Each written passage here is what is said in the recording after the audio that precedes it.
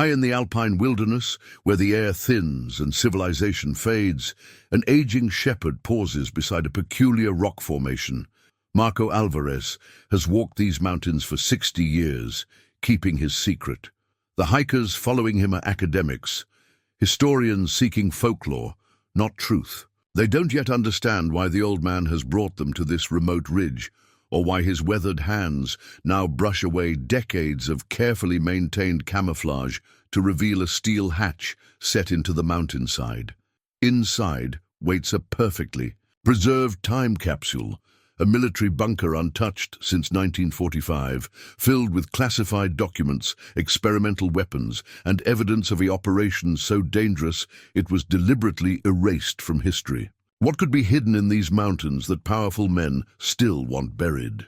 Before we jump back in, tell us where you're tuning in from, and if this story touches you, make sure you're subscribed, because tomorrow I've saved something extra special for you. 3 days earlier, their journey had begun at the village inn where Dr. Eleanor Reeves spread her research materials across a worn oak table. At 62, her silver-streaked hair was pulled back in a practical bun, reading glasses perched on her nose as she reviewed her notes one final time. The university grant specifically covers alpine fortifications during the Second World War, she reminded her colleagues. Not wild goose chases after local superstitions. Dr. Thomas Wells looked up from inspecting his hiking gear. At 58, the military historian still maintained the trim build and attentive posture of his earlier years in the Royal Marines. Folklore often contains kernels of truth, Eleanor. The locals have been consistent about unusual activities. In these mountains, Sophia Chen, her experienced hands carefully organizing archival equipment, nodded in agreement. These stories have persisted for 3 generations. That's significant. At 55, the archivist had spent decades preserving historical documents, developing an intuition for distinguishing between mere stories and actual history. James. Harlow adjusted his camera equipment, his filmmaker's eye already composing potential shots. Either way, we'll have excellent footage of previously undocumented alpine wartime installations. His weathered face, lined from 60 years of outdoor expeditions, broke into a smile. And if we find something more, all the better for our documentary. The inn's door creaked open, admitting a gust of cool mountain air and their guide. Marco Alvarez stood silently in the doorway, studying them with eyes that had watched these mountains for 6 decades. His woolen cap and well-worn shepherd's coat spoke of a lifetime outdoors, but it was his gaze that caught Eleanor's attention, wary, evaluating, almost reluctant. "You are ready?" His accented English was sparse but clear. He unfolded a hand-drawn map, spreading it carefully beside Eleanor's topographical charts. The academics gathered around, noting the carefully marked forbidden zones that locals apparently avoided. These areas, Marco traced a weathered finger along jagged contours, are where my grandfather said the mountain has eyes. Thomas studied the markings with professional interest. These correspond with potential defensive positions, excellent sightlines, controlled approaches. Marco nodded solemnly. My grandfather, he told me stories of ghost soldiers, men who came in the night, speaking languages not from here. They brought strange machines up the mountain paths when he was a boy. Eleanor exchanged glances with her colleagues. The academic, in her, wanted to dismiss such tales, but her historian's instinct suggested something more. Your grandfather, he wrote these things down? She asked. Marco's hand moved to the inner pocket of his coat, almost protectively. Some things. Yes. Their trek began at dawn, following ancient paths that wound through fragrant pine forests before climbing above the tree line. Marco set a deliberate pace, occasionally stopping to study the landscape with unusual intensity. By mid-afternoon of the 3rd day, they entered a high valley unmarked on official maps. The rock formations here were unusual, angular protrusions that Thomas immediately noted didn't match natural geological patterns. These have been worked, he murmured, running his hand along a 2 straight edge. disguised, but definitely modified.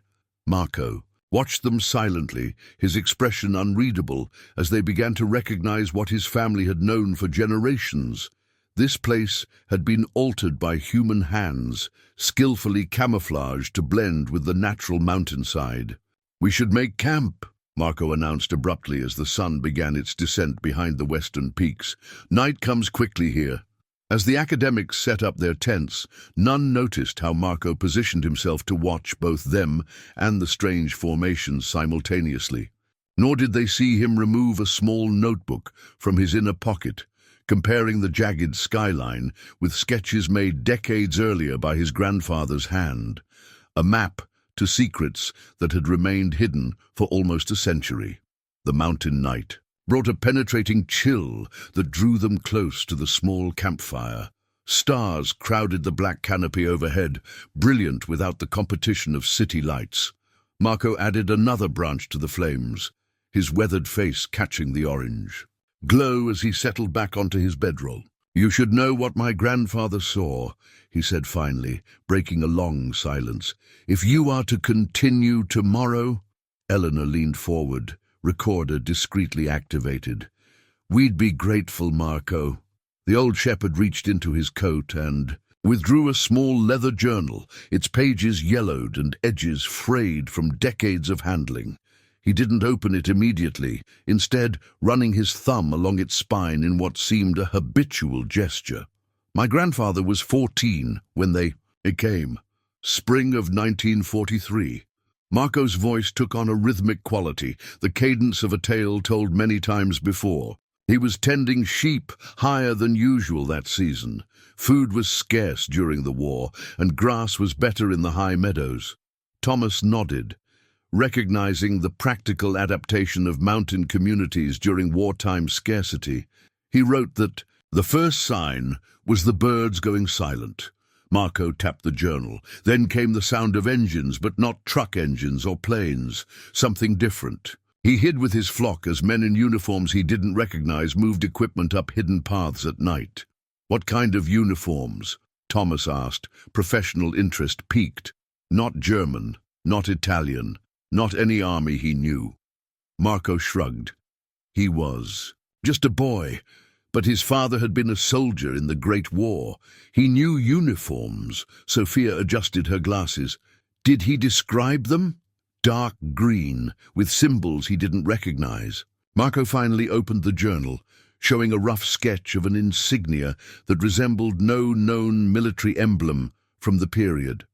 For months they came and went, strange lights on the mountainside, foreign voices, the sound of drilling into rock. Eleanor studied the drawing. Could have been special forces. "Several countries had mountain warfare units," Marco smiled slightly. "That is what your kind always say, but my grandfather also saw them testing weapons that made no sound yet could shatter rock.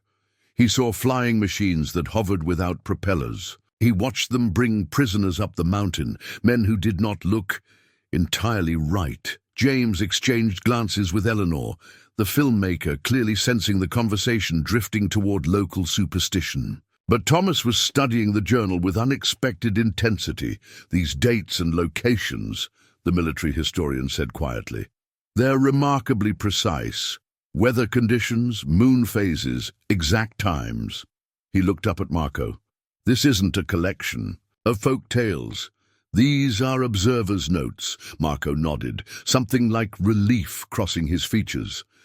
"My grandfather was made to understand the importance of accuracy by those who eventually recruited him." "Recruited him?" Eleanor echoed. Marco closed the journal. "When I was 10, my grandfather took me up a path few knew existed.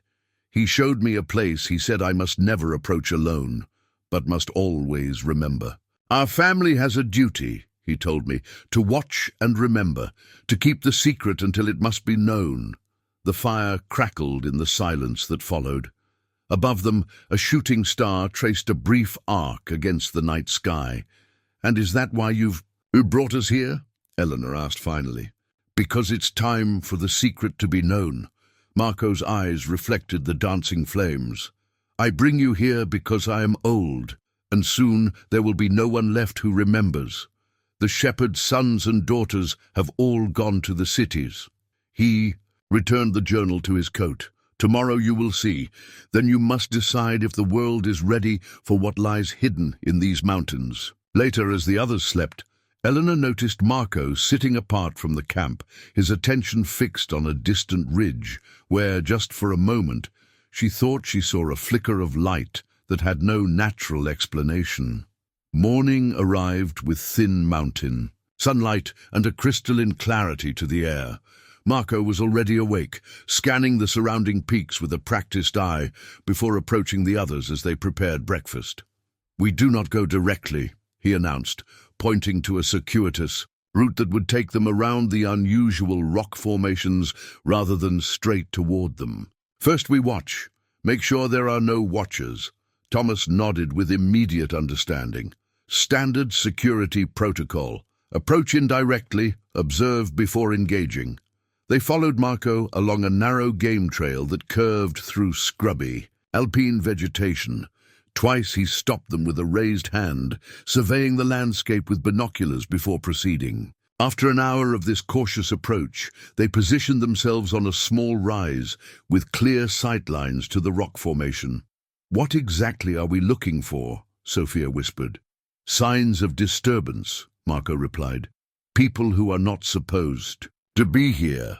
They watched for nearly 30 minutes before Marco seemed satisfied. As they finally approached the formation directly, Thomas suddenly stopped, kneeling to examine what appeared to be natural lichen growing on stone. "This isn't right," he murmured, gently probing with his fingertips. The apparent organic growth flexed slightly under his touch. "This is artificial." Eleanor joined him, eyes widening as she recognized what they were seeing. "It's camouflage material, advanced camouflage." Thomas nodded. "Military grade, but—" He hesitated. "This technology shouldn't have existed in the 1940s. This is more like what special forces use today, but weathered by decades of exposure." James began documenting the discovery, his camera capturing the uncanny resemblance between the artificial covering and natural rock.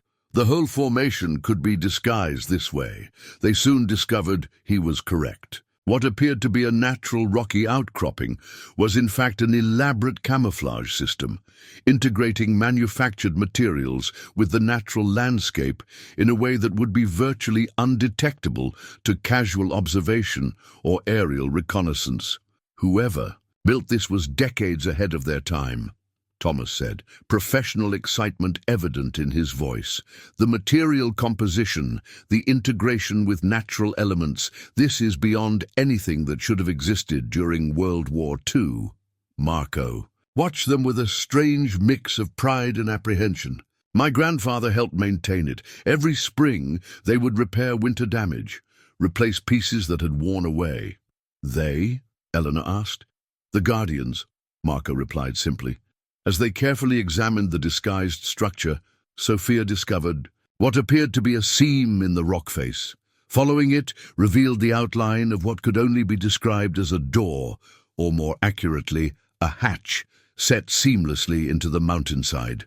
"There's no handle," James observed, running his fingers along the edge. "No conventional handle," Thomas corrected, pointing to what appeared to be a small weathered knot in the stone. "This isn't natural granite. It's manufactured to look like it." Marco had been standing back, watching their discovery process with the patience of a man who had carried a secret his entire life. Now he approached, reaching into his pocket to withdraw a small metal object that resembled an antique key, though its configuration was unlike any conventional lock mechanism they had seen. "My grandfather gave this to me on his deathbed," the shepherd said quietly. "He said I would know when it was time to use it, that I would know who to show." Eleanor met his gaze. "And you think we're those people?" Marco studied each of them, in turn before answering. "You seek truth, not power. That is what he said to look for." He stepped toward the concealed hatch. "There is still time to turn back. What lies inside? It changes everything." The four academics exchanged glances. decades of professional curiosity and scholarly pursuit making their decision inevitable. "We've come this far," Eleanor said. Marco nodded once, then inserted the unusual key into what had appeared to be merely an imperfection in the rock. The key turned with surprising smoothness, followed by the faint hiss of equalized pressure. Marco stepped back as the hatch, perfectly counterbalanced, swung outward to reveal a dark vertical shaft with metal rungs embedded in its side. "No rust," Thomas noted immediately, kneeling to examine the exposed metal. "These materials should show significant degradation after 80 years of mountain weather." A cool draft of air rose from the opening, carrying a sterile, almost clinical scent, nothing like the musty odor one would expect from a long-sealed underground space. "There's ventilation," Sophia observed. "Active ventilation," Marco nodded, solemnly. "It has always been maintained." "By whom?" Eleanor asked, but the shepherd merely looked into the darkness below. James set up powerful LED lights to illuminate the shaft. The metal ladder descended at least 30 feet before disappearing into what appeared to be a larger space below. The walls of the shaft were lined with a smooth material none of them recognized, not concrete, not metal, but something that seemed to absorb their light rather than reflect it. "I'll go first," Thomas volunteered, securing a climbing harness and attaching a safety line. "If it's held for 80 years, it should hold for us, but let's not take chances." Eleanor instructed James to document everything meticulously. "Whatever we find down there, we need irrefutable evidence." One by one, they descended the ladder, Marco coming last and securing the hatch behind them. As they reached the bottom, motion-activated lighting gradually illuminated a curved corridor extending in both directions. "The power system is still operational," Thomas whispered, his voice carrying a hint of awe. "That's impossible." They followed the corridor to a heavy pressure door with a wheel lock mechanism. Unlike the exterior hatch, this showed no signs of requiring a key. Thomas turned the wheel, and with a soft pneumatic sound, the door opened to reveal a vast chamber carved into the heart of the mountain. Lights activated sequentially as they entered, revealing a facility that defied their expectations. Rather than the crude bunker they had anticipated, they found themselves in what could only be described as an advanced installation. Clean lines, organized spaces, and technology that appeared decades ahead of its time. "This isn't 1940s construction," Eleanor stated, professional assessment overwhelming her initial shock. "This design philosophy is later, much later, or parallel," Thomas suggested, "development outside the mainstream." The main chamber branched into multiple areas. What appeared to be living quarters, a communication center, laboratory spaces, and several sealed doors marked with symbols none of them recognized. Every surface was pristine, as though the facility had been cleaned and maintained until very recently. Sophia approached what appeared to be an air filtration system built into one wall. "This is still running," she confirmed, feeling the gentle current of processed air. "Some kind of self-sustaining power source." James panned his camera slowly across the chamber. "This changes everything we know about wartime technology. This beyond classified. This is denied history," Eleanor finished for him, running her fingers along a workstation constructed from material she couldn't identify. "Someone went to extraordinary lengths to ensure this never appeared in any record." Marco stood by the entrance, watching their reactions with the patient expression of a man who had carried the weight of knowledge for decades. "My grandfather said that after the war, men came to every house in the valley. They made everyone who knew anything sign papers. Those who wouldn't sign disappeared." Thomas discovered a schematic mounted on one wall, showing the full extent of the facility, far larger than they had imagined, extending deep into the mountain with multiple levels and specialized areas. "This would have required years to construct." "Not months," he observed. and resources beyond what any conventional military operation could conceal. The heavy door behind them suddenly sealed with a pneumatic hiss, the sound echoing through the chamber like a final judgment. They turned to see Marco's resigned expression. "The Guardians know we are here now," he said simply. Eleanor approached, Marco with measured calm despite the sealed door behind them. "You need to explain what you mean by Guardians, Marco, right now." The shepherd's weathered face remained impassive. "There are families, like mine, who have watched over these places since the war. When someone enters, they are notified." Notified? How? Thomas asked, examining the sealed door for emergency release mechanisms. "I do not know the technology," Marco admitted, "only that it happens." "So we're trapped?" Sophia's voice remained steady, though her hands gripped her archival case more tightly. Marco shook his head. "Not trapped, but now we must be thorough. Quick, we may have a day before others come." This pragmatic assessment refocused the academics. If time was limited, they needed to work efficiently. "We split up," Eleanor decided. "Document everything. James, set up your backup recording equipment. If we can't take physical evidence, we need irrefutable documentation." They divided the main areas between them. Thomas headed for what appeared to be living quarters, while Sophia examined a room filled with filing systems. Eleanor focused on a central command area, and James set up recording stations before joining her. In the living quarters, Thomas found personal effects preserved as if their owners had simply stepped out momentarily. Clothing of unusual cut and material, books in multiple languages, some he couldn't identify, and photographs showing people in uniforms that matched no known military service. "These weren't standard quarters," he called out, examining a desk drawer containing personal journals. "These people lived here long-term, and they were international. I'm seeing at least 6 different languages in personal effects." Meanwhile, Sophia had discovered an advanced communication system unlike anything from the era.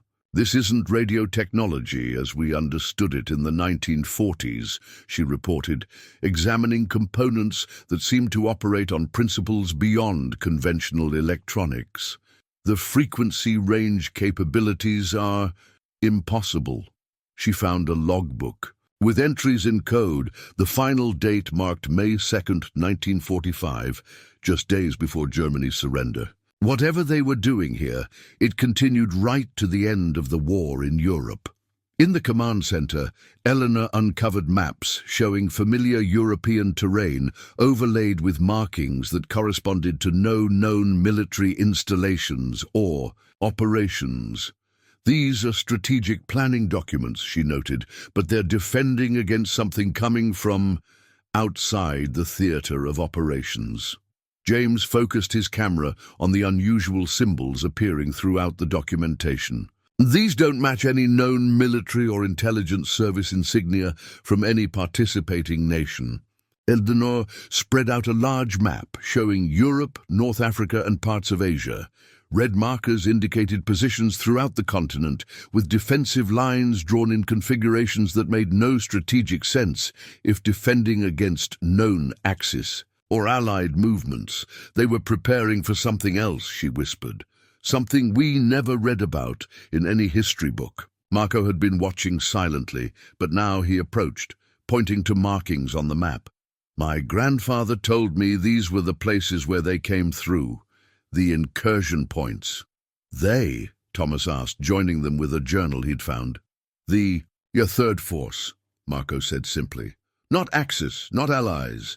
Something else that would have destroyed them both." The academics exchanged skeptical glances, but the evidence surrounding them, technology beyond what should have existed, international cooperation during the height of global conflict, and defensive preparations against an unrecorded threat, lent disturbing credibility to Marco's statement. Sophia called them to a heavy door marked with unfamiliar warning symbols. Unlike the other rooms, this one required specific access. A complex locking mechanism guarded whatever lay beyond. "It's an archive," she said, professional instinct certain. "A secured archive." Marco reached into his pocket, producing his grandfather's key again. He said when the time came, I would need to show what was kept hidden.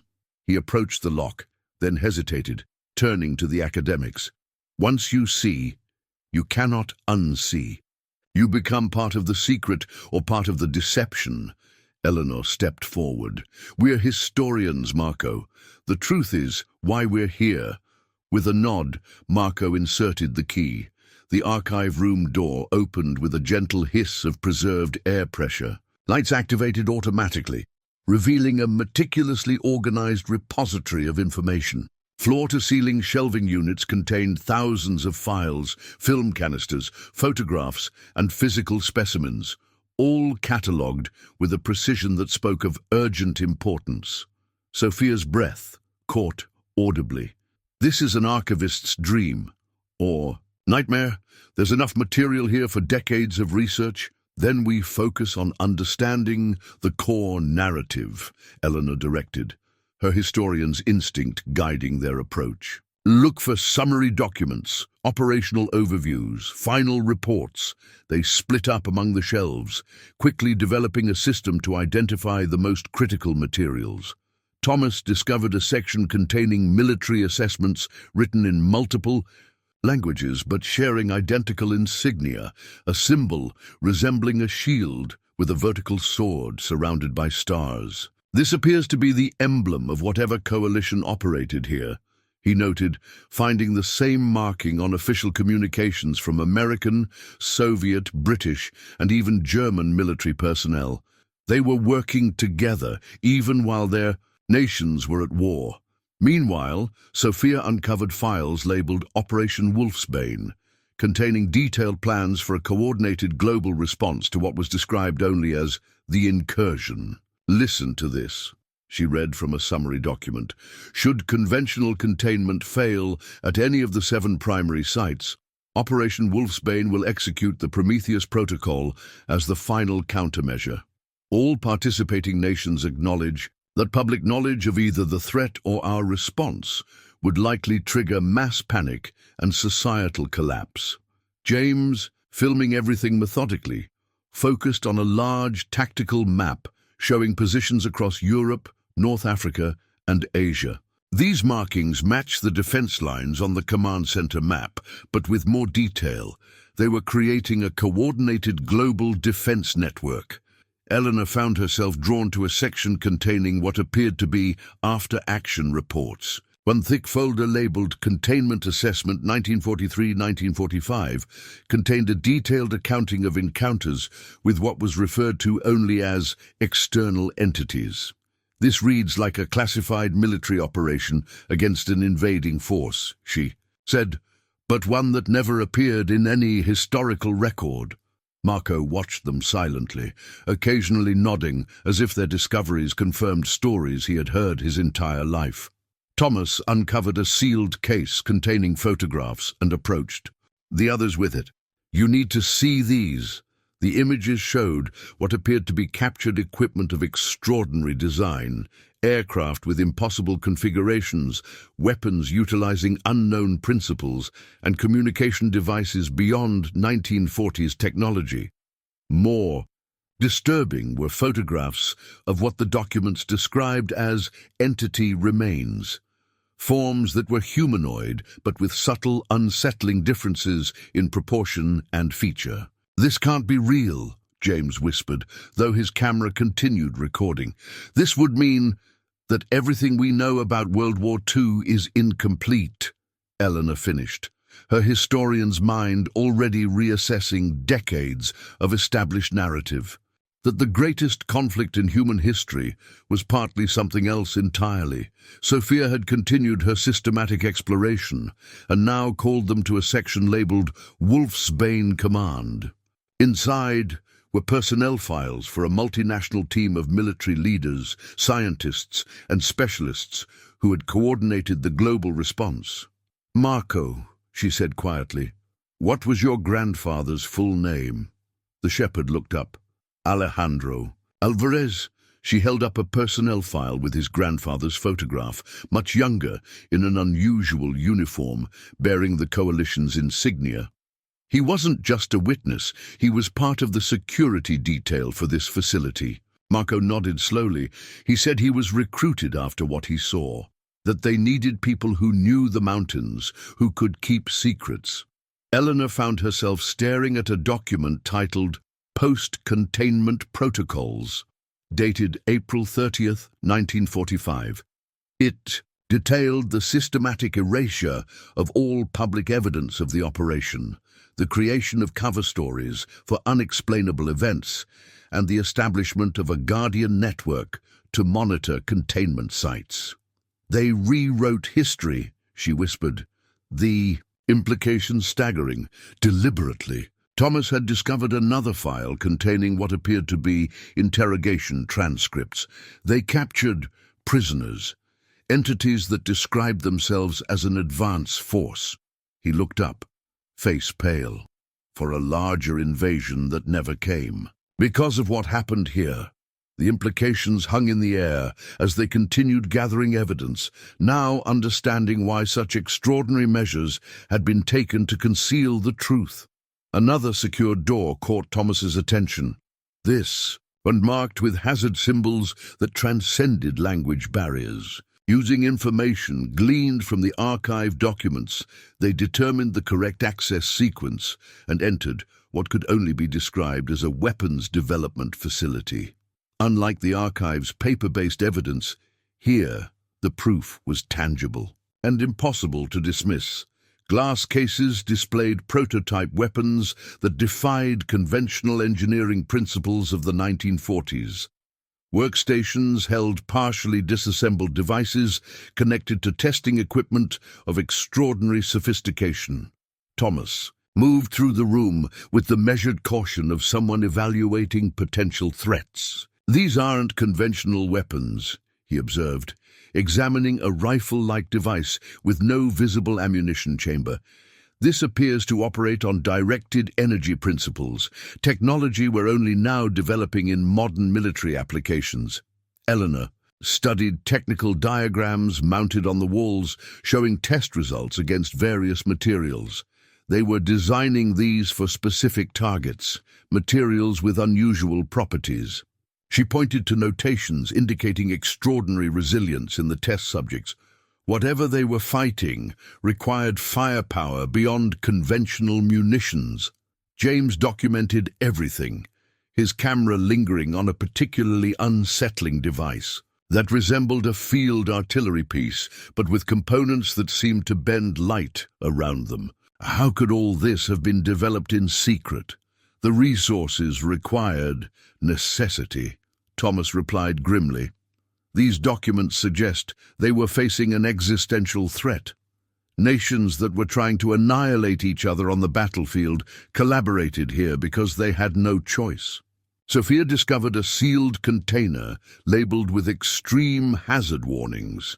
Inside, preserved in a clear solution, were material samples labeled in multiple languages, with classifications beyond top secret.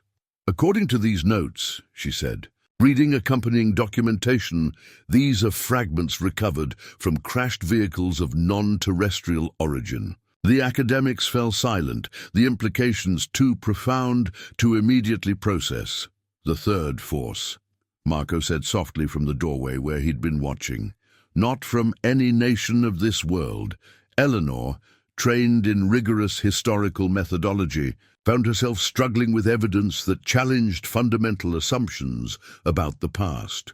If this is true, truly true, then the entire narrative of the Second World War was partly a cover story.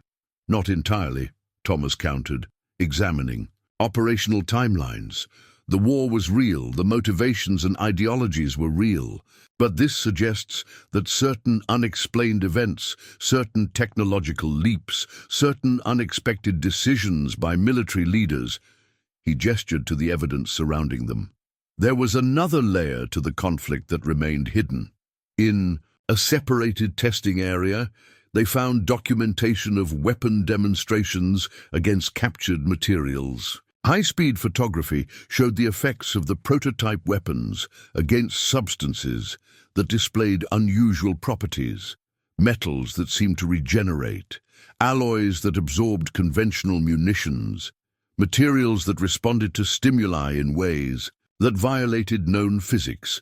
They were developing countermeasures, Thomas realized, examining the progression of prototypes, iterating designs specifically to combat capabilities they'd never encountered before.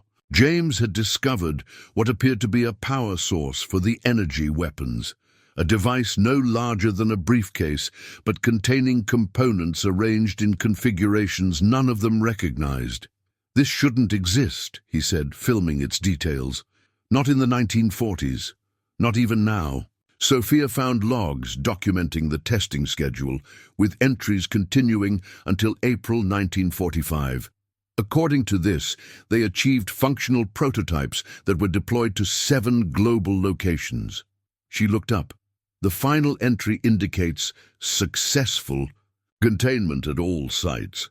Eleanor had been studying a strategic deployment map, showing the distribution of the weapons to crisis points around the world. Whatever threatened them, they stopped it, and then created the greatest cover-up in history. Not cover-up, Marco corrected. Protection. "My grandfather said people weren't ready to know, that society would collapse under the weight of such knowledge." Thomas had opened a final case, containing what appeared to be a partially assembled energy weapon of extraordinary complexity. Attached was a note written in multiple languages. "Final prototype. Effective against all tested entity materials." "They won their secret war," he said quietly, "and then erased it from history to preserve the world they'd saved." Eleanor met his gaze across the room. Until now, adjacent to the weapons chamber, they discovered a projection room containing dozens of film canisters meticulously preserved in climate-controlled containers. Each was labeled with dates, location codes, and classification levels beyond any known security protocols. "We need to see what's on these," Eleanor decided, examining the vintage but remarkably well-maintained projector. James, with his filmmaker's expertise, carefully inspected the equipment. "It's been modified from standard military field projectors of the era," he noted. "Enhanced optics, specialized cooling system. They were viewing something that required unusual fidelity." With Thomas's help, he loaded the first reel, labeled Subject Interrogation 17A, Bavaria Incursion Site. The projector hummed to life, casting its beam onto a small screen at the room's end. The black and white footage showed a military interrogation room. 3 officers, American, British, and Soviet based on their uniforms, sat across from what initially appeared to be a human subject. As the camera angle changed, however, subtle abnormalities became apparent, proportions slightly wrong, facial features just beyond normal human variation. "Is this some kind of staged propaganda film?" Sophia whispered, though her tone suggested she already knew it wasn't. The interrogation proceeded in multiple languages, with the subject responding in what the subtitles described as approximated human speech. The entities claimed to be advanced scouts for a larger force, describing capabilities and intentions that the officers methodically documented. "My God," Thomas breathed. "They're describing an invasion force with technology far beyond what existed in the 1940s. Craft that could traverse the upper atmosphere, weapons that affected molecular cohesion." The second reel showed test flights of aircraft unlike anything in historical records, disc-shaped craft performing maneuvers that defied conventional aerodynamics, recorded from multiple observation points to confirm authenticity. "These aren't experimental German designs," Thomas noted, his military expertise evident. Nothing in any nation's aerospace development remotely approached these capabilities until decades later, if ever. The third reel proved most disturbing. Footage of a meeting between military leaders from nations actively at war with each other, gathered around a table to review evidence of the threat they collectively faced. "That's General Donovan, head of the OSS," Eleanor identified. "And that's Andrei Gromyko from Soviet intelligence. They wouldn't have been in the same room unless Unless they faced something that made their war with each other secondary, Thomas finished. The fourth reel documented testing of the weapons they'd seen in the previous chamber, demonstrating their effectiveness against materials recovered from what were described as non-conventional vehicles of external origin. The weapons produced effects that contradicted known physics, energy that appeared to disrupt the fundamental properties of the target materials. The final reel showed what the documentation described as Munich Incident Containment. Aerial footage of a confrontation between conventional military forces supported by specialized units equipped with the prototype weapons, engaging with craft of unconventional design. The battle footage ended with successful containment, followed by immediate implementation of cover protocols. Civilian witnesses detained, evidence removed, elaborate cover stories established. As the projector's light faded, the room remained silent, each person processing the profound implications of what they'd witnessed.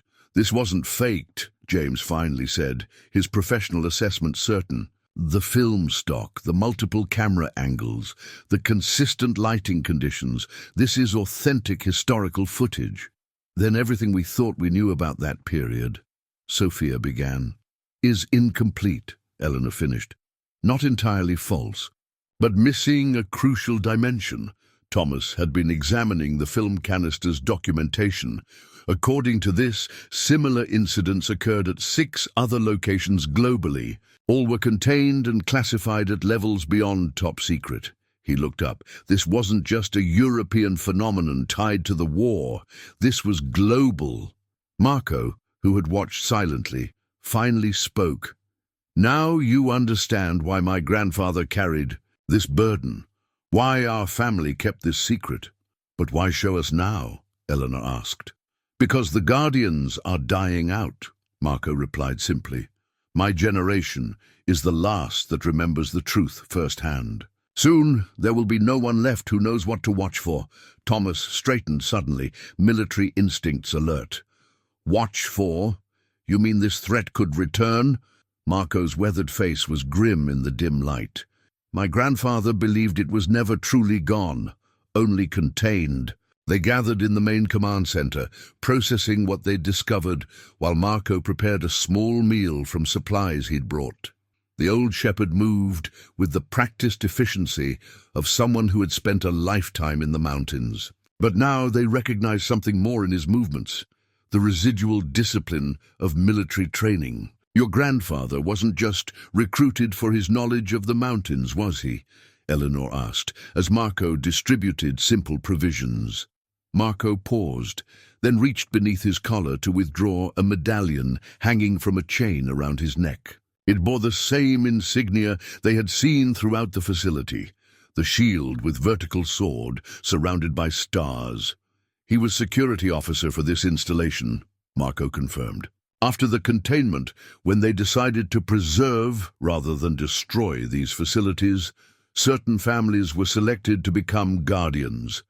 People who had proven themselves trustworthy, who had direct knowledge but no political connections. That might be compromised. Simple shepherds and farmers," Thomas observed. Marco nodded. "People connected to the land, with reasons to remain in these remote regions generation after generation. My grandfather trained me from childhood, how to watch for signs, how to maintain the outer camouflage without drawing attention, how to recognize incursion indicators." "You're not just a guide," Sophia realized. "You're an active guardian." "The last in my family line," Marco confirmed. "My sons moved to the cities. They know some of the stories, but believe them to be old folk tales. They have no interest in mountain life." Thomas leaned forward. "How many other sites are there? How many other guardians?" 7 primary containment sites worldwide. Dozens of smaller monitoring stations. Marco spread his hands. "But the Guardian network is failing. The families grow old. The young people leave. The chain of knowledge thins." "Why not tell the authorities?" James asked. "Surely governments would—" "Which government?" Marco interrupted with unexpected sharpness. "The operation was multinational. Because the threat transcended borders.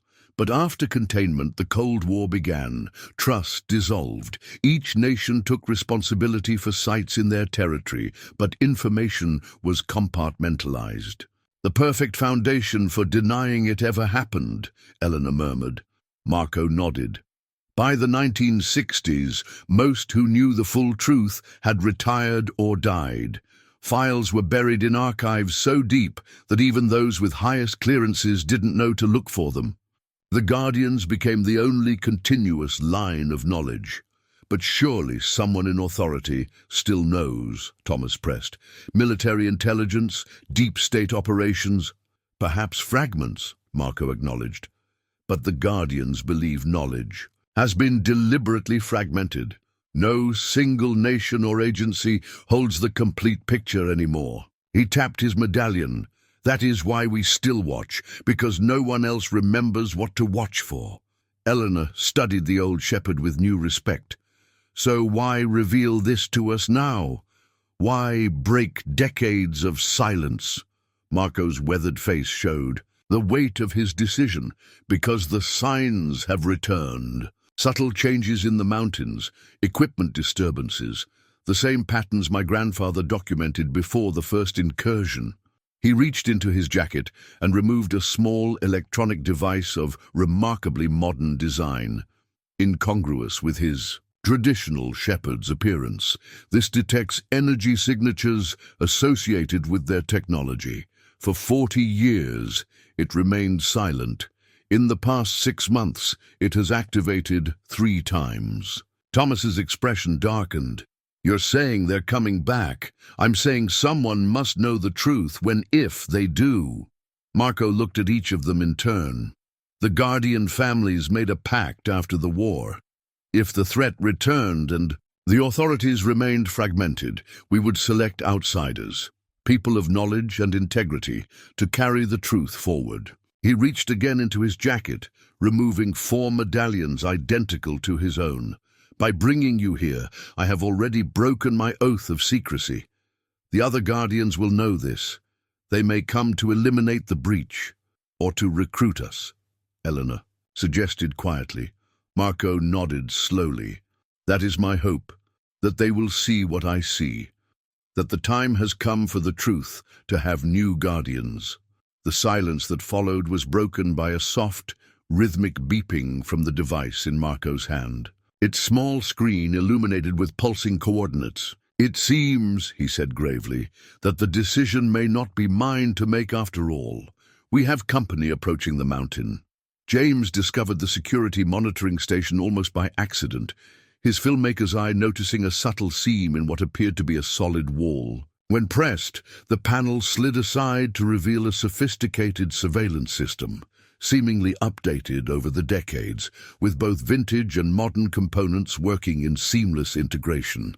The Guardians have maintained more than just the camouflage, Thomas observed, examining the system's layout. Multiple screens displayed different approaches to the mountain facility, captured by cleverly disguised cameras blended into the natural landscape.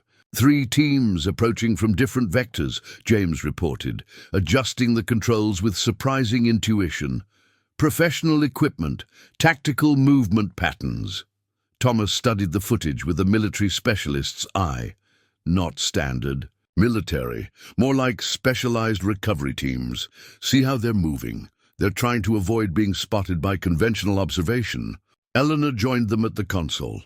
Government agencies. Possibly, Thomas replied. But which government? They're using different equipment configurations. Sophia, who had continued exploring nearby rooms, called them urgently. You need to see this. She had discovered a communications center with equipment ranging from 1940s technology to modern encrypted systems. A message log displayed recent transmissions, the most recent just hours old. Containment breach detected at Site Alpha, anomalous energy signature, concurrent with Guardian Alert Protocol, multiple interested parties responding. Sophia read aloud. Maintain isolation until identification confirmed. Marco examined. The log with a troubled expression. The automated systems are more sophisticated than I was told. They don't just detect entry, they scan for specific energy patterns. What does that mean? Eleanor asked. It means, Thomas answered grimly, that whatever we triggered is designed to determine whether we're human intruders or something else. On the surveillance monitors, one team had reached the outer camouflage perimeter and was carefully examining the area where they had entered hours earlier. We need to decide quickly, Eleanor said. Do we attempt to make contact? Try to explain? Marco shook his head. Until we know which agencies these are, we cannot risk it. Some would destroy everything here to maintain the secret. Then we need leverage, Thomas decided. Information they can't afford to lose with us. And an escape route, James added, returning his attention to the surveillance system. He manipulated the controls, bringing up a topographical overlay of the mountain. There must be alternative exits. No facility this sophisticated would have a single point of ingress and egress. Marco nodded, moving to a secured cabinet that opened to his touch. Inside lay detailed maps of the entire mountain complex, including multiple emergency evacuation routes. The main tunnel network extends through the mountain range, he explained, spreading the maps before them. With exits disguised as natural caves or rock formations, some are miles from here. As they studied the escape options, Sophia continued, examining the communications logs. According to this, similar facilities worldwide have reported increased activity patterns in the past month. Something's happening on a global scale, or someone is checking all the containment sites, Thomas suggested, looking for vulnerabilities. A new alert sounded from the surveillance system. James quickly identified the cause, one of the approaching. Teams had deployed what appeared to be ground-penetrating radar, scanning the mountainside for hidden structures. They're getting closer to identifying the facility's full extent, he warned. We need to gather critical evidence and prepare to move, Eleanor decided. Sophia, what are the most important documents we should take? Thomas, which physical evidence is portable but conclusive? As the team began quickly prioritizing what to preserve, Marco worked with the communication system, sending a brief, encrypted message. When Eleanor questioned him, he explained, alerting other Guardian families. If we must run, we will need allies. Thomas had been studying the tunnel maps with professional assessment. This route here, he indicated a passage leading away from where the teams were currently focused, gives us the best chance. Natural cavern systems would mask our heat signatures from overhead tracking. How much time do we have? James asked, watching the increasingly methodical search patterns on the monitors. Marco checked his detection device, now showing multiple signal sources. Hours at most. They're being careful, thorough, but they will find the entrance eventually. Then we split up, Eleanor decided. Thomas and I will gather the most crucial historical evidence. Sophia, focus on the communications logs and coordination records. James, copy as much of the video evidence as possible. Marco, I will prepare the evacuation route, the shepherd finished, his expression resolute, and activate the facility's containment protocols. Some things here must not fall into the wrong hands. On the surveillance screens, the search teams continued their slow, methodical approach, unaware that inside the mountain, the hunted were preparing to become hunters of truth. While gathering critical historical documents, Eleanor noticed a discrepancy in the facility's floor plan. A section of wall in the archive room didn't align with the adjacent spaces shown on the schematics. She ran her hands along the seemingly solid surface, searching for any indication of hidden access. "Thomas," she called, "there's something here." The military historian joined her, examining the wall with methodical precision. "You're right, the dimensions don't match." He checked the material with a knuckle wrap. Different density, too. Hollow space behind it. Together they searched for a trigger mechanism, eventually discovering a recessed panel that responded to pressure applied in a specific sequence. similar to other secure areas in the facility. The hidden door slid open silently, revealing a laboratory space that had been deliberately concealed. Even within this already secret facility, unlike the meticulously maintained common areas, this room showed signs of having been sealed decades ago, undisturbed even by the Guardians. "My God," Eleanor whispered as lights automatically activated, illuminating a research space dedicated to biological and genetic analysis, far beyond what should have existed in the 1940s. Preservation units lined one wall containing samples. In suspended animation, each was labeled with alphanumeric codes and warning symbols more elaborate than those they'd seen elsewhere. Thomas approached one unit, carefully wiping decades of dust from its information panel. "These are biological specimens," he said, voice tight with controlled shock. "According to these notes, they're tissue samples from the entities they encountered." Eleanor examined the laboratory documentation, finding research journals written in multiple languages, often switching mid-page as scientists from different nations collaborated on analysis. They were studying physiological and genetic structures unlike anything in terrestrial biology, she reported, scanning the technical language. Cellular composition that doesn't match any known evolutionary lineage. Molecular structures that shouldn't be stable under Earth conditions. Thomas discovered a sealed case containing what appeared to be complete DNA sequencing. Remarkable, given that DNA structure wasn't even identified until 1953. They were mapping genetic codes nearly a decade before Watson and Crick, he marveled. The scientific advancement alone is staggering, because they had samples to work from, Eleanor realized. Technology to reverse engineer. Further investigation revealed research into the entity's unusual abilities, enhanced physical characteristics, sensory perception beyond human ranges, and most disturbing evidence of what the documents termed influence capabilities. They could affect human perception, Thomas interpreted, reading a clinical assessment, perhaps even manipulate decision-making in susceptible individuals. Eleanor found reports detailing suspicious behavior among high-ranking military and political figures during the war years, decisions that contradicted established strategies, inexplicable security breaches, and instances where leaders seemed to act against their nation's interests. They believed some world leaders had been compromised, she said. The historical implications staggering, that certain inexplicable strategic decisions during the war might have been influenced by these entities. Thomas had discovered what appeared to be a global monitoring system, a map showing suspected infiltration points and possible strongholds around the world, updated until spring 1945. According to this final assessment, he said, studying the attached documentation, they believed they had identified and contained all major incursion points. But they note a troubling uncertainty about dormant cells, entities that might have integrated into human society, undetected. Eleanor found a secured drawer containing medical files, autopsies of entities that had been neutralized during containment, operations. The clinical photographs and detailed anatomical analyses showed beings that appeared superficially human, but with subtle, unsettling differences in internal structure.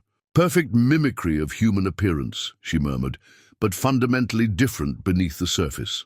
Thomas was examining what appeared to be weapons testing results, specialized ammunition designed to penetrate the entity's unusual physical resilience.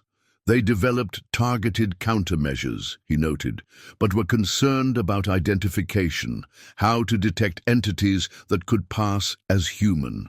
Eleanor had found the laboratory director's final report, dated May 1st, 1945. Listen to this. While containment appears successful, we cannot confirm complete neutralization. Some entities demonstrated capacity for dormancy that could extend decades. Recommend establishment of permanent monitoring network and development of more sophisticated detection methods. The possibility of eventual resurgence cannot be discounted. They looked at each other, the implications clear against the backdrop of Marco's warning about recent detection events. We need to document everything here, Eleanor decided, and get this information to the right people if we can determine who those people might be. Thomas nodded grimly, assuming such people still exist. While Eleanor and Thomas explored the hidden laboratory, Marco led Sophia through a series of maintenance corridors toward what he called the escape nexus. Unlike the main facility's clinical precision, these service tunnels felt more organic, raw stone interspersed with reinforced sections, following the mountain's natural structure. The primary escape network was designed to blend with natural cave systems, Marco explained, his voice echoing slightly in the confined space, less detectable than artificial tunnels.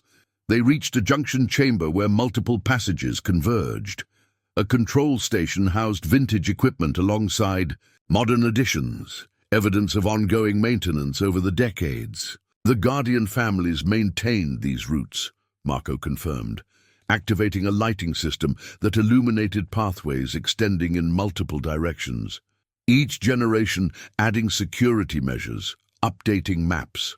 Sophia examined a schematic showing the full tunnel network, a sprawling system extending throughout the mountain range with multiple exit points miles from the main facility. This is incredible, she marveled.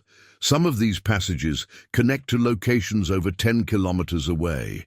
Marco nodded. The original designers understood the need for multiple contingencies, different weather conditions, different pursuit scenarios. As an archivist, Sophia recognized the methodical documentation, each tunnel labeled with terrain conditions, estimated transit times, and seasonal accessibility. These have been used recently, she observed, noting subtle signs of passage, maintained. Pathways, fresh markings. The Guardians conduct regular inspections, Marco confirmed. Ensure routes remain viable, supplies stocked.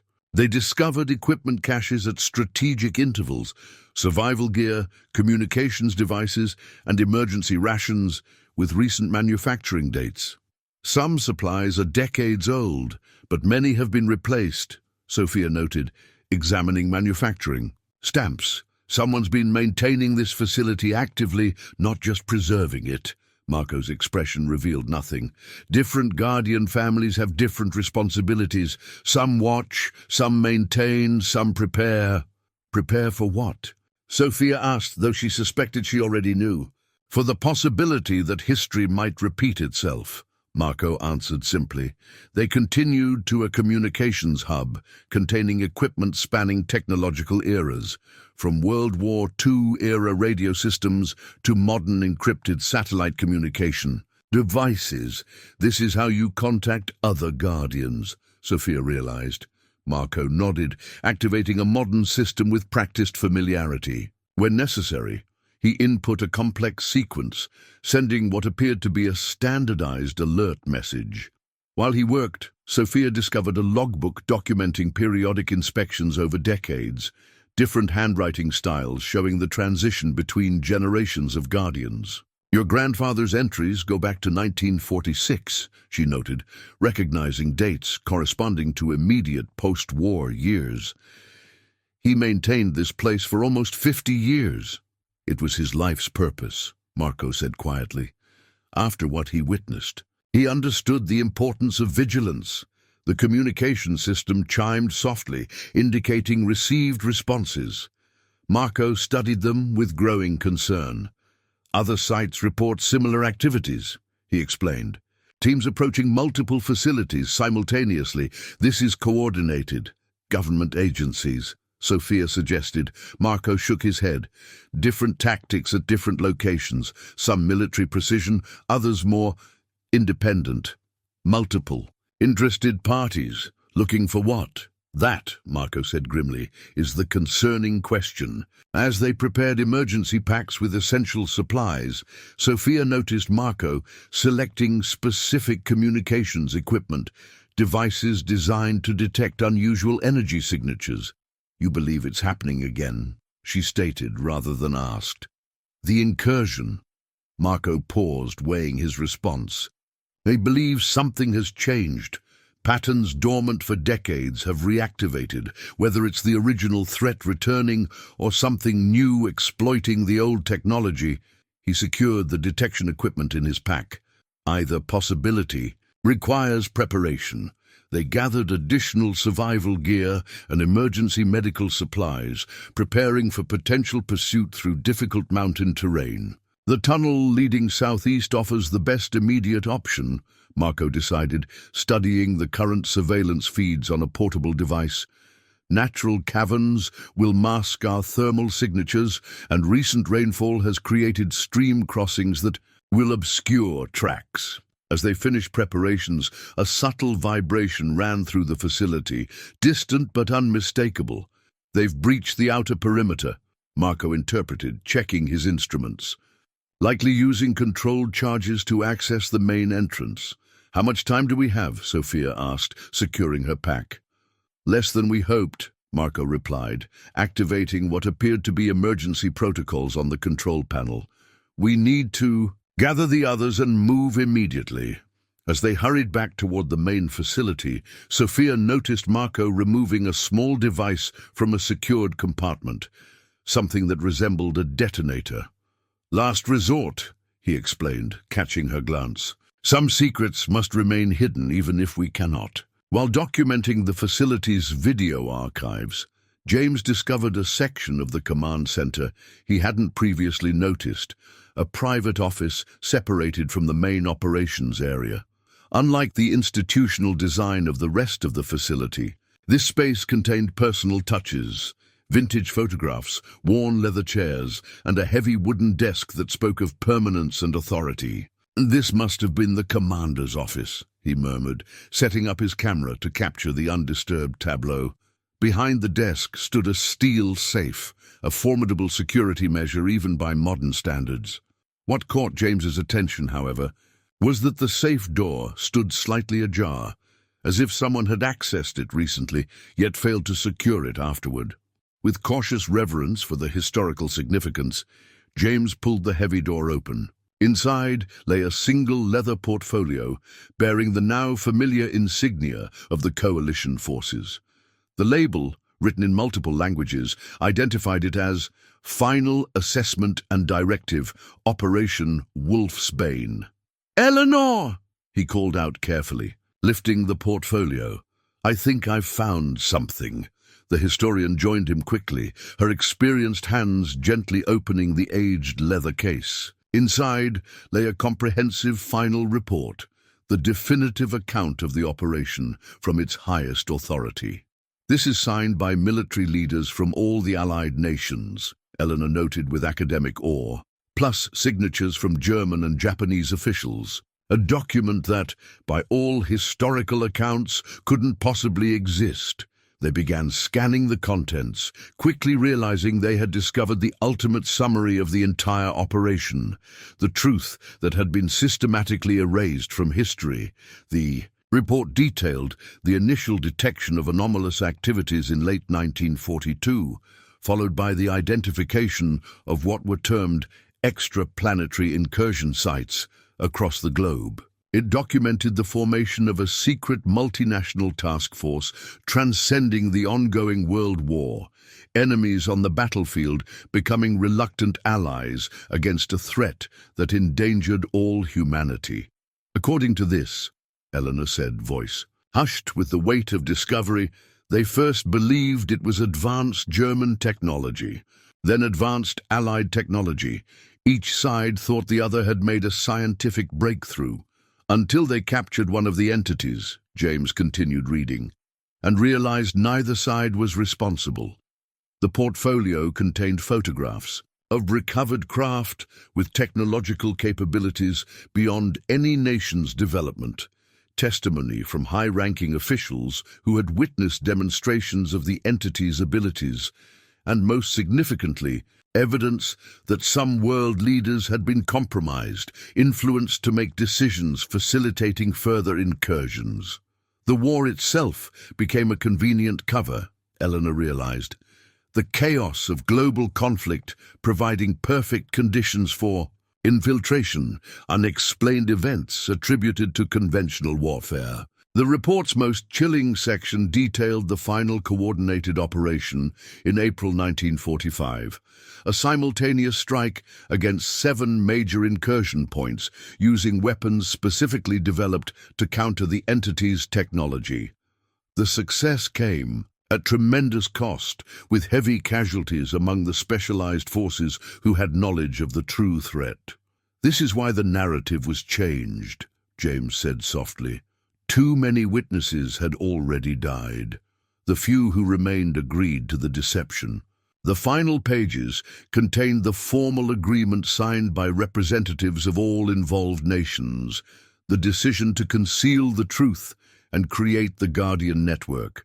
The justification was explicit, revealing the existence of hostile, non-terrestrial entities capable of human mimicry and mental influence would create global panic, potentially destabilizing post-war recovery efforts. They believed they had no choice, Eleanor acknowledged. The world was already traumatized by conventional war. This knowledge might have broken civilization's recovery. The document's final warning was perhaps most disturbing: the operation leaders' assessment that while they had successfully repelled the immediate threat, they could not guarantee the entities wouldn't return. A list of warning signs and detection protocols followed, alongside instructions for maintaining vigilance through the Guardian network. A personal note from the coalition commander concluded the report: "We have won a battle in a war humanity doesn't know it's fighting. Our victory buys time, perhaps years, perhaps generations. Use it wisely, prepare, for they will return and future defenders must know what they face." As Eleanor carefully returned the document to its portfolio, the facility's lights flickered momentarily, a reminder of their precarious situation. "We need to digitize this immediately," she decided. "If we can't take the original, we need perfect copies." James nodded, already setting up his equipment. "This changes everything, Eleanor. Not just history, present-day security, international relations, our understanding of humanity's place in the universe. If we survive to share it," she reminded him soberly, glancing toward the corridor where distant sounds suggested their pursuers were drawing closer.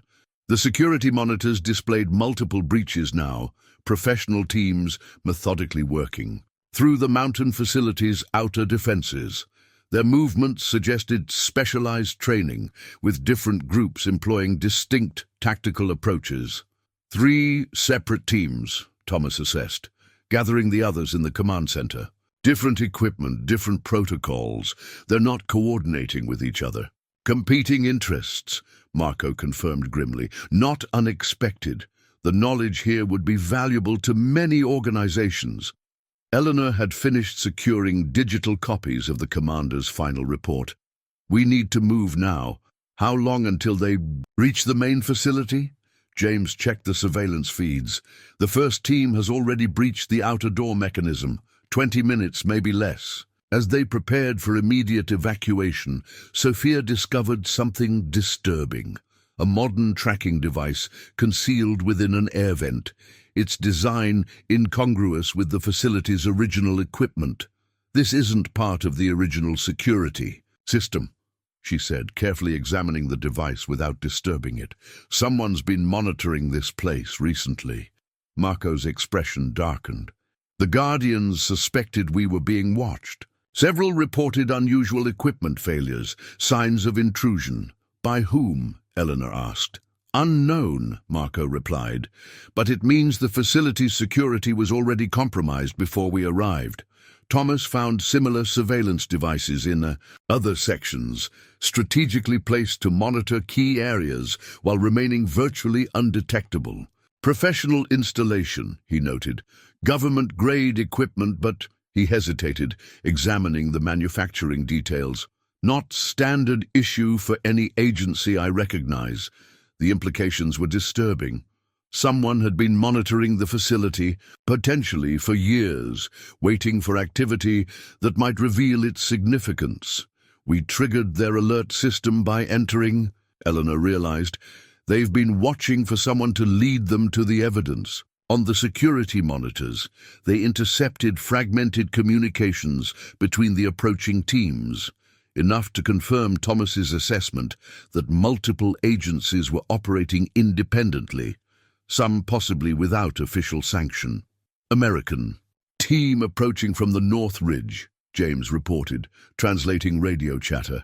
European coalition from the east, and a third group I can't identify, using encrypted protocols beyond standard military. Marco was contacting other Guardian families through the emergency communication system, his messages brief and encoded. Some will help secure our escape route, he explained.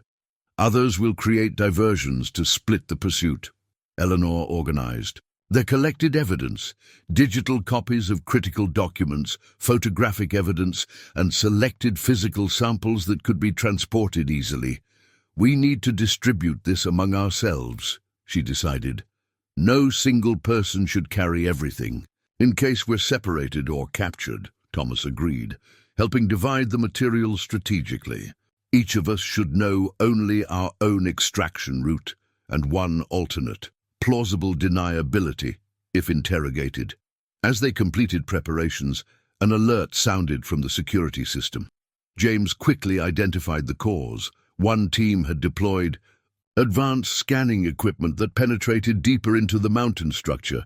They're mapping the facility's full extent, he warned, including the tunnel network. We need to move now, Marco urged, leading them toward the primary escape route. Once they have the tunnel map, all exits will be compromised. Before leaving, Thomas insisted on a final security measure, rigging selected evidence caches throughout.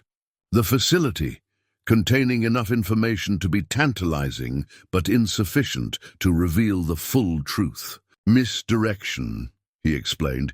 Give them something to focus on while we extract the critical material. They moved swiftly through maintenance corridors toward the escape nexus, Marco leading with the confidence of someone who had rehearsed this route throughout his life. Behind them, security monitors showed the first team breaching the main entrance chamber. They'll secure the facility level by level, Thomas predicted. Standard containment procedure. That gives us perhaps 30 minutes before they reach the tunnel network. At a junction leading to multiple escape routes, Marco paused, consulting his detection equipment. His expression revealed momentary concern before he decisively selected a northeastern passage. This route remains clear, he stated. The southeastern tunnels show unusual energy readings, possibly scanning equipment, possibly something else. Something else? Eleanor questioned. Marco's weathered face was grim in the dim emergency lighting. The same energy signature pattern my grandfather documented before the initial incursion. The implications hung heavily as they entered the narrow tunnel, their headlamps illuminating a path that wound deeper into the mountain's ancient heart, away from their pursuers, but toward an uncertain escape. Behind them, the facility's automated systems continued their silent alert, broadcasting encrypted warnings to Guardian stations worldwide. Containment breach in progress. Unknown entities detected. Verification protocols activated. The northeast tunnel narrowed as they progressed, transitioning from constructed passageway to enhanced natural cavern. Marco led confidently, despite the increasingly challenging terrain, occasionally consulting markers visible only to those who knew what to look for. Guardian signposts maintained across generations. They paused in a small chamber where multiple routes converged, using the moment to finalize their evidence distribution and security protocols. We need to ensure this information reaches the right people, Eleanor emphasized, organizing the digital copies they'd created. Academic publication would be dismissed as fantasy without the right validation. Military channels are compromised. Thomas countered. "We've seen evidence that infiltration reached the highest levels during the original incursion. We can't assume that's changed." James had been preparing specialized equipment, ruggedized storage devices containing comprehensive documentation of everything they'd discovered. "We need redundancy," he advised. "Multiple information paths, dead drops, secured servers with scheduled releases if we don't check in." Sophia, with her archivist's precision, had created a detailed catalog system for their evidence, cross-referenced and authenticated to withstand scrutiny. "The chain of custody must be impeccable," she noted. "Every document, every photograph, every sample needs verification protocols that can withstand professional challenge." Marco watched their preparations with approval. "This is why I chose academics. You understand the importance of validation, of rigorous evidence." Eleanor had been contemplating the broader implications of their discovery. "The world will resist this knowledge," she said quietly. "Not just governments, ordinary people. It challenges everything we believe about our history, our autonomy, our place in the universe." "Truth is often unwelcome," Marco replied, "but necessary nonetheless." Thomas had been securing their most compelling physical evidence, material samples and documentation that couldn't be dismissed as forgery or misinterpretation. "We need to consider the ethical implications," he said. "If entities with human mimicking capabilities and influence powers have infiltrated society, public panic could be catastrophic. But keeping people ignorant leaves them vulnerable," Sophia countered. Their philosophical debate was cut short as Marco's detection equipment registered new activity. "They've reached the tunnel network," he reported. "Multiple teams converging. With practiced efficiency, they completed final preparations." James activated a sophisticated encryption protocol on their digital archives. "Military-grade security," he explained. "Even if intercepted, the data remains protected until accessed with specific authentication." Eleanor had created a comprehensive presentation of their discoveries, a clear, methodical explanation that would guide others through the evidence and implications. "The truth needs context," she emphasized. "Raw data isn't enough. People need to understand the narrative, the connections." Thomas had prepared contingency routes for each team member. "We separate here," he advised. "Different paths to different extraction points. Rendezvous only, after confirming no pursuit." Marco distributed communication devices to each of them. Specialized equipment that operated on frequencies the Guardian network had maintained for decades. "These will connect you only to other Guardians," he explained. "Secure, untraceable, use only in absolute necessity." As they prepared for separation, Eleanor faced a critical decision regarding the commander's final report, the single most important document they'd discovered. "This can't be digitized and distributed like the other materials," she realized. "Its significance requires special handling." Marco produced a final piece of equipment, a sophisticated encryption device with biotechnology far beyond conventional security. "This requires specific biological markers to unlock," he explained. "DNA signatures from multiple authenticated sources, the ultimate protection against unauthorized access." After securing the critical document, the team gathered for a final moment of unity before their paths diverged. "What we've discovered changes everything," Eleanor said quietly. "History as we know it is incomplete at best, deliberately falsified at worst. And the threat may be returning," Thomas added grimly. "Which makes our responsibility clear," Sophia concluded. "The truth must survive, whatever happens to us." Marco checked his detection equipment one final time, his weathered face solemn in the dim light. "The entities sought infiltration through deception. Their power came from humanity's ignorance. By revealing their existence, we create the first true defense: awareness." With methodical precision, they activated the facility's self-destruct sequence, designed not to obliterate, but to seal. preserving the evidence while preventing immediate access by their pursuers. 70 years ago, they won their war through secrets and shadows, Marco said.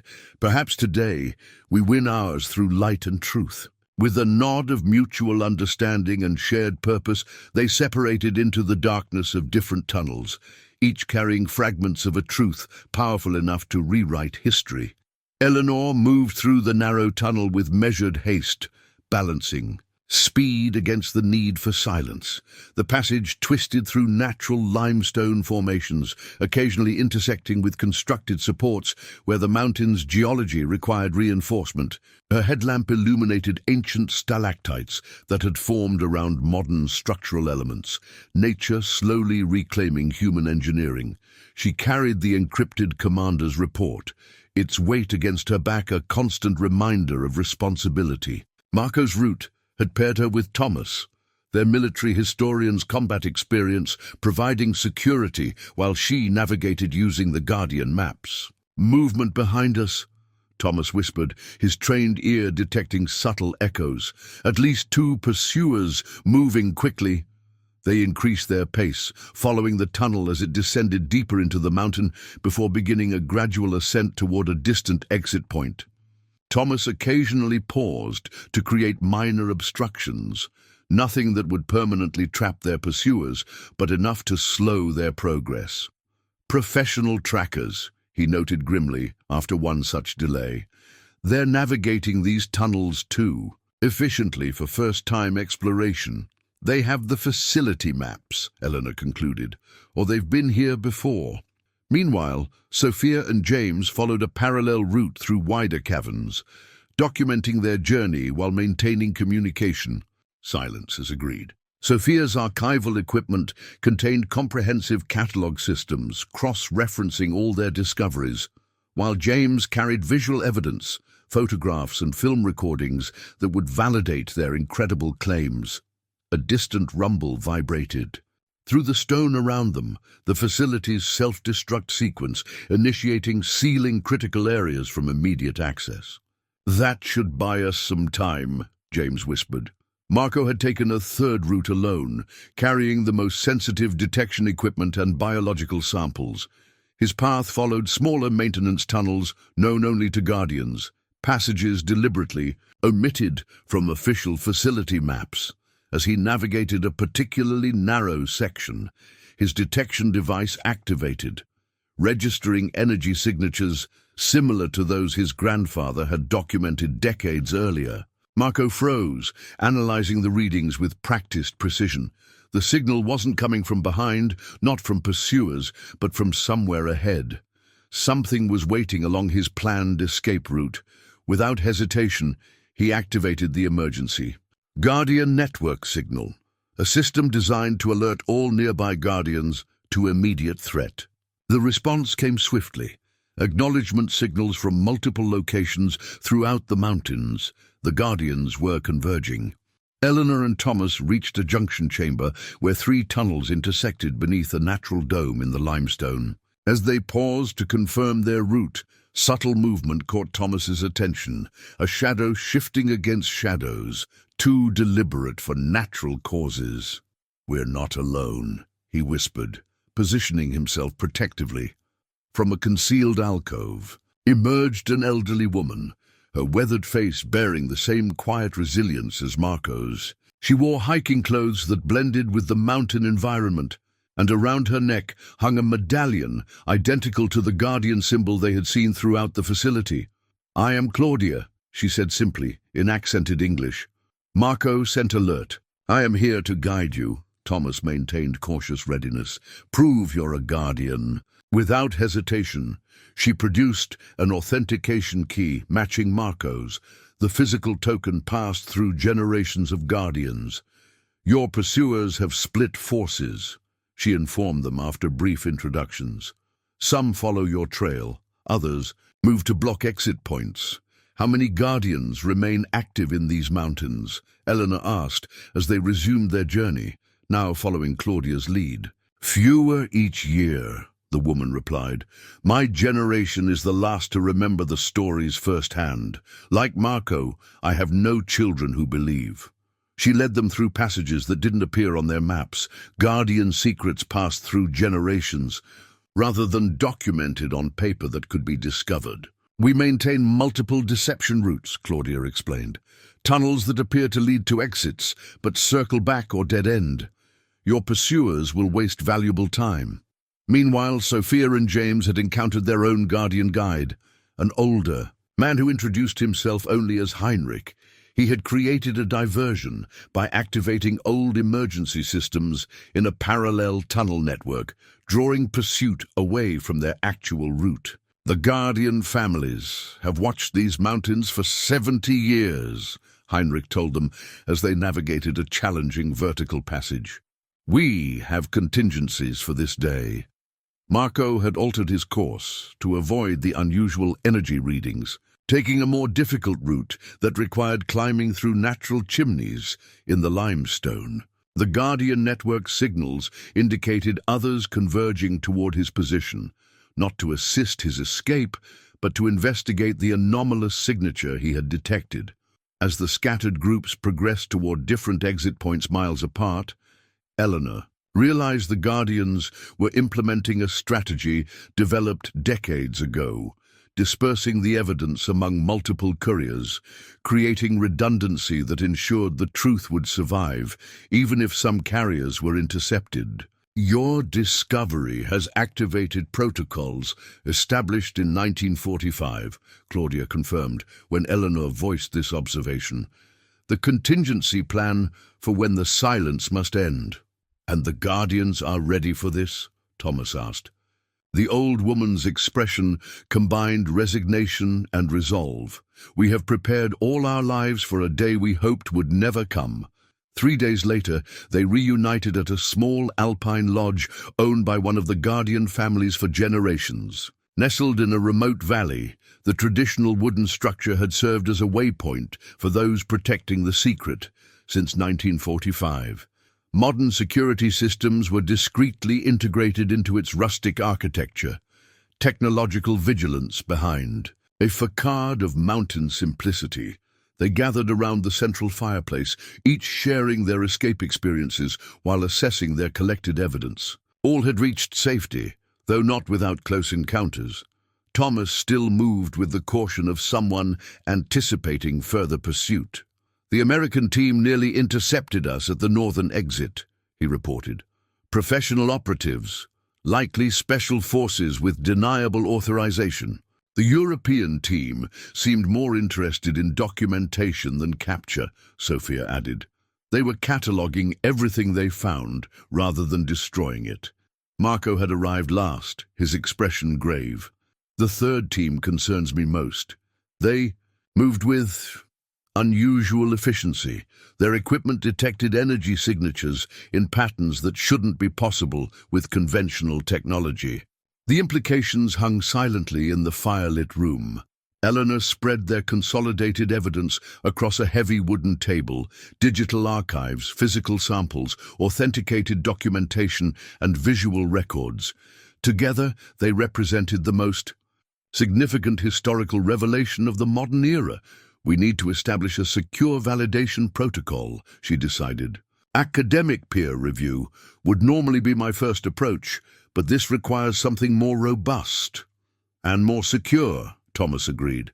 Standard channels would be intercepted or discredited before reaching public awareness. James had been working on technological safeguards. I've created a secure digital repository with multiple redundancies and deadman switches. If anything happens to us, the information releases automatically to predetermined recipients. Sophia's archival expertise had focused on authentication chains. I've established verification protocols that connect each piece of evidence to its source. The provenance is now irrefutable for anyone with sufficient clearance to access it. Marco watched their methodical approach with approval. His medallion, the symbol of guardian responsibility, rested on the table before him. For 70 years, my family has carried this burden, he said quietly. Watching, waiting, remembering what others forgot or never knew. He pushed the medallion toward Eleanor. Now that duty passes to you. Eleanor understood the symbolic weight of the gesture. We'll need to create a new Guardian network, people positioned to monitor, verify, and respond as necessary. Beginning with trusted colleagues in key positions, Thomas suggested. Military contacts I know can be trusted. Intelligence. Analysts who prioritize truth over political expedience. Archivists and data preservation specialists, Sophia added. People who understand the importance of protecting information against deliberate erasure. Their discussion continued into the night, mapping out a strategy for gradual, controlled revelation. Not an immediate public announcement that would trigger panic or dismissal, but a careful dissemination to researchers positioned to validate their claims independently. The first phase should target historians specializing in World War II anomalies, Eleanor proposed. Cases that never fit the conventional narrative, unexplained technological leaps, strategic decisions that contradicted established patterns. Followed by carefully selected scientific researchers, James continued, those studying the physical evidence without preconceived expectations. By morning, they had established the framework for a new Guardian network, academic rather than familial, distributed rather than localized, but maintaining the core mission, preserving the truth until humanity was ready to confront it. Marco and the elder Guardians formally transferred their responsibilities in a simple ceremony, passing not just knowledge, but duty to the next generation of Watchers. We were chosen because we had seen with our own eyes, Marco explained. You are chosen because you have the courage to look without flinching and the integrity to speak without distortion. As they prepared to return to their respective institutions and implement their carefully structured revelation plan, Eleanor received an encrypted message on the secure communication device Marco had given her. The message contained only coordinates and a simple instruction. Investigate with caution. Pattern match, Munich, 1944. It's beginning again, Marco said quietly, reading over her shoulder. The signs my grandfather documented before the first incursion. Thomas studied the coordinates. Alpine region, northern Italy. Remote. Minimal. Population. Eleanor met each of their gazes in turn, seeing the same resolution she felt. Then that's where we start, not just as historians documenting the past, but as guardians protecting the future. As they gathered their equipment and prepared for this new investigation, satellite news reports mentioned unusual atmospheric phenomena observed in the same region. Phenomena officially attributed to weather anomalies, but carrying energy. Signatures that Marco's detection equipment immediately recognized. The cycle had begun anew, but this time humanity would not face the truth unprepared.